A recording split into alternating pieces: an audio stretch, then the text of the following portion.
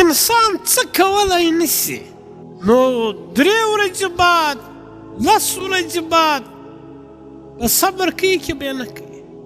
او که چیرې پریشانیانې راشي، مصیبت او تکلیف راشي، لوږې و نیستۍ راشي، په دا وخت کې موږ صبر کوو او دغه رب ته متوجه سو.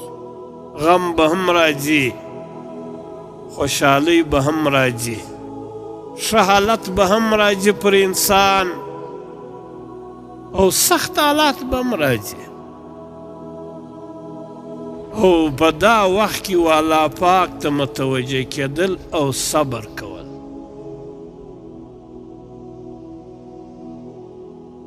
انسان څه کولی نشي، نو 3 ورځې بعد 10 ورځې بعد په صبر کوي که بیا نه کوي.